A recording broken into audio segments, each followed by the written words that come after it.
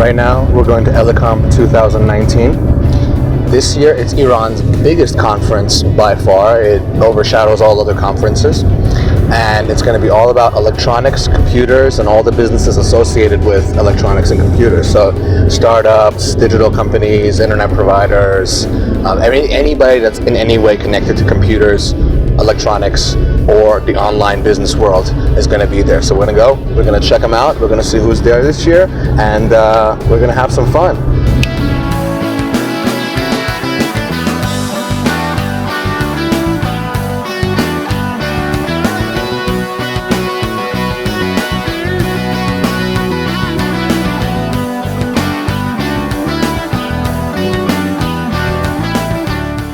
Again, my name is Amir, and I'm going to be presenting what we have found in our company, Tap Persia, for the past year and a half.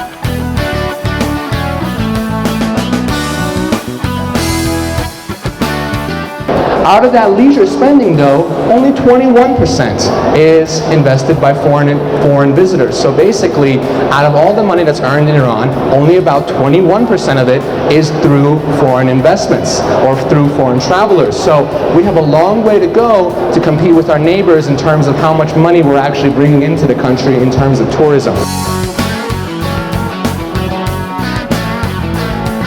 So out of all the money that you see over here in these two platforms, only 38% of it is direct cash out of pocket into the hands of regular people. The rest of it is either induced or indirect spending. So this is a little bit about Iran's economy.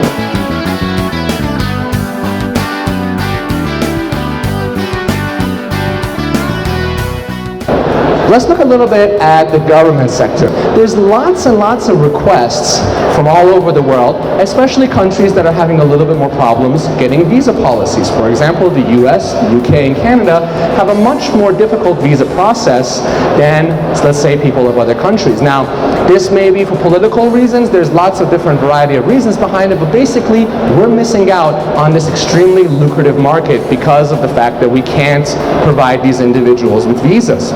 So basically, what we're trying to do is we're trying to change the image of Iran.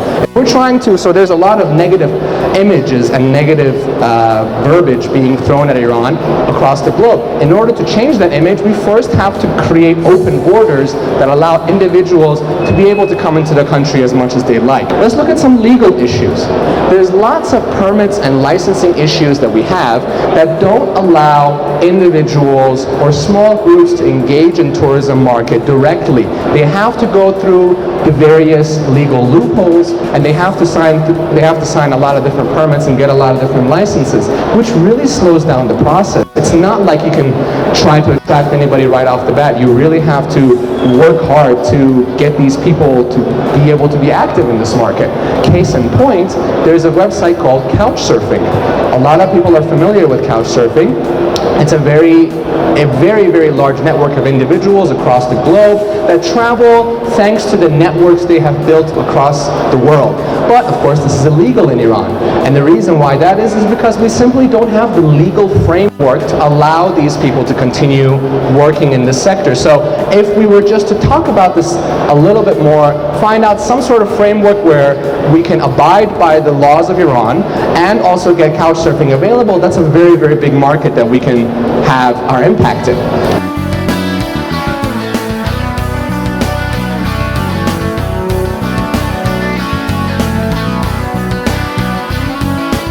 Tourist information.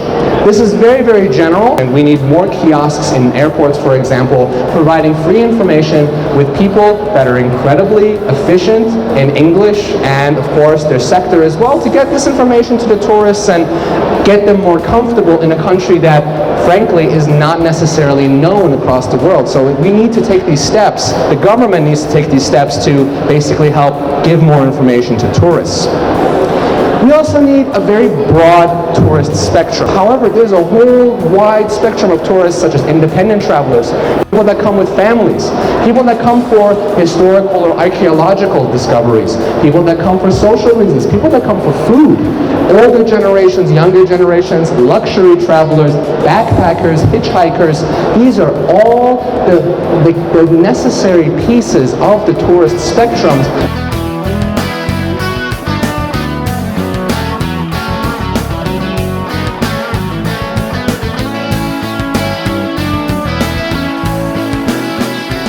one of the reasons why a lot of our competitors, such as the United Arab Emirates or Turkey, is doing so well in their tourism market is because they're everywhere, all the time. They spend literally billions of dollars promoting their country everywhere. They sponsor international celebrities. They put themselves in TV shows. Like, that's just a very, very expansive plan. I'm not saying that Iran has to do something on that level, but they definitely have to spend a lot more money advertising the country. You really have to not just invest money, but make the right decisions. Decisions based off of service, based off of experiences. How does one individual, like for example, if I was a foreigner and I was coming into Iran, what kind of treatment and what kind of service should I receive as an incoming tourist? That's something that needs to be more money incentive, not just money into the old solutions.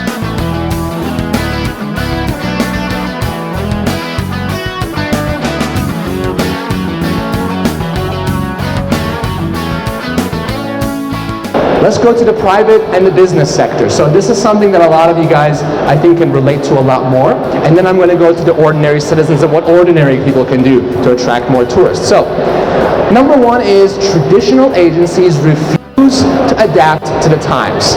They basically want to stick with the old school model of providing large tours provided by offshore companies and offshore tourists to attract a big group and take that big group around the country.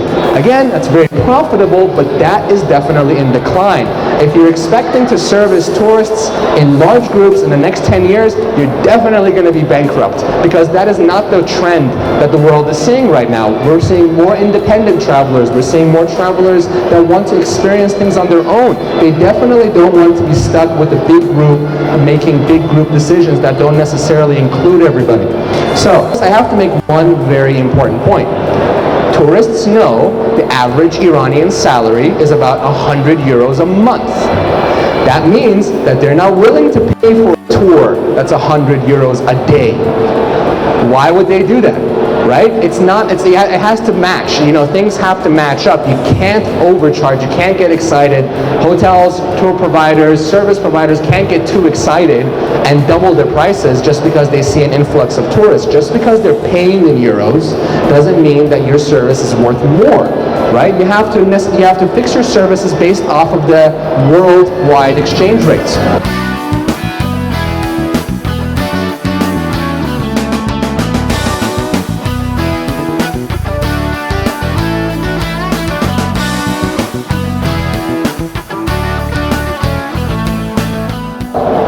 The tourism and hospitality sector in Iran is not based on international managerial standards. What do I mean by that? Service is a very specific, defined category in the whole world. You will not find different ways of customer service wherever you go to a Hilton hotel, whether you go to a hostel in Georgia, whether you go to any other place. You have to find the same level of service.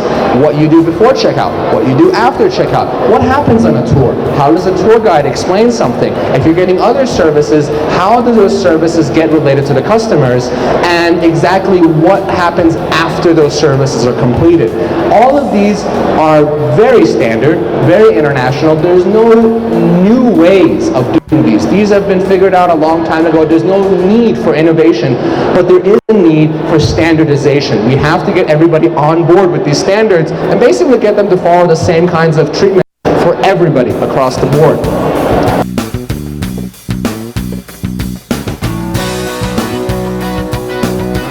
We need to take advantage of the very large pool of volunteer workers that are available across the world. If you guys have, if you guys read news at all, there's always some sort of NGO or help organization sending forces to, let's say, Africa, or India, or South America, or Europe, or any other parts of the world that need help. Iran is no exception.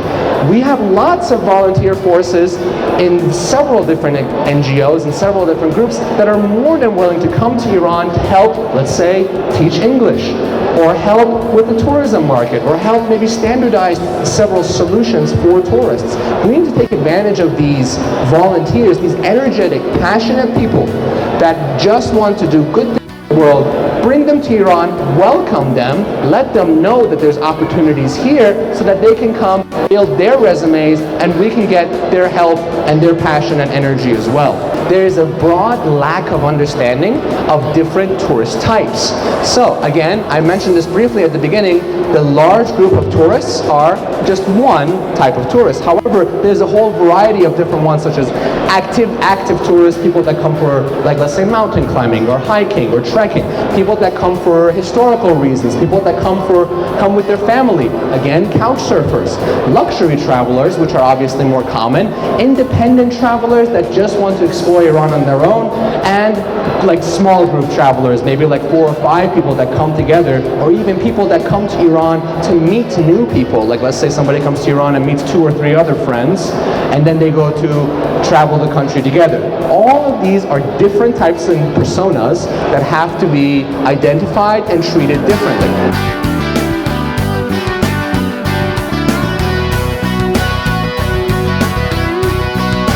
Lastly, I'd like to focus on what ordinary, everyday citizens can do and the opportunities they have to attract more tourists.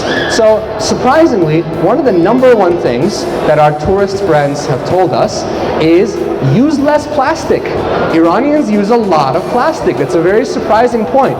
In a time and world where we're trying to be ecologically friendly, we're trying to be sustainable, we're trying to be green, it's to use paper if you can.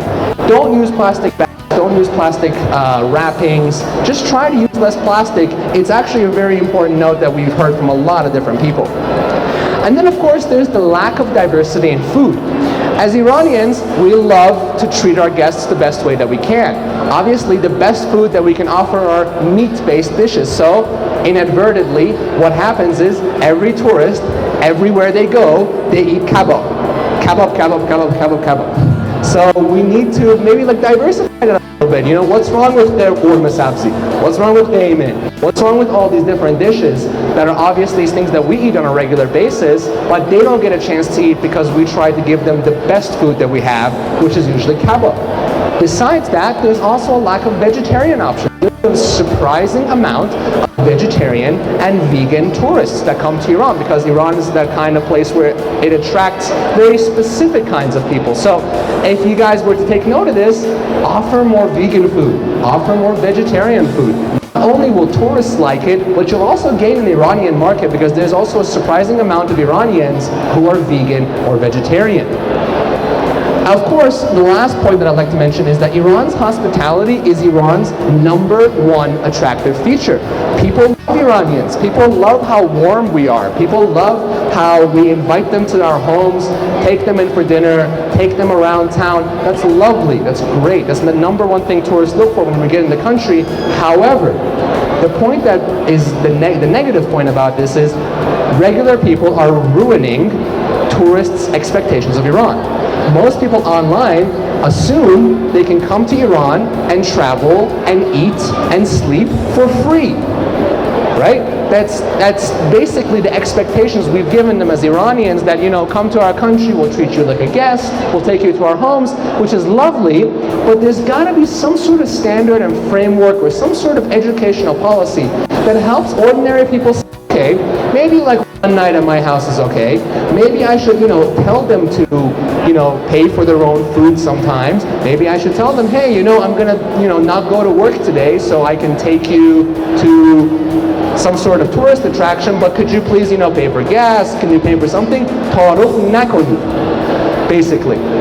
And as much as possible, you know, to get people used to, you know, we don't ask them to pay much for certain services. You know, a 5-star meal in Iran is about 5 to 10 euros.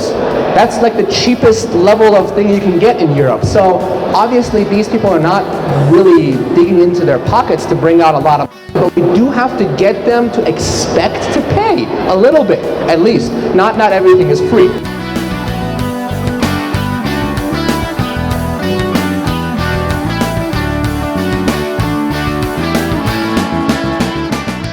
Hot, it's crowded, but it's always worth it. Elecomp's always a very, very lovely, joyful place to be. So we're going to check out some of the startups we didn't get to see yesterday, and we're going to wrap things up, head on home.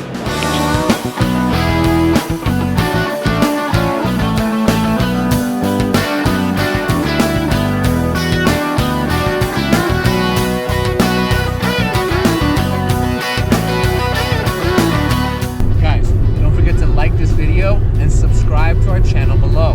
We put out new content every single week, and we would love to get your input on it. So go ahead and while you're down there, leave a comment. Tell us what you think about this video. See you guys later.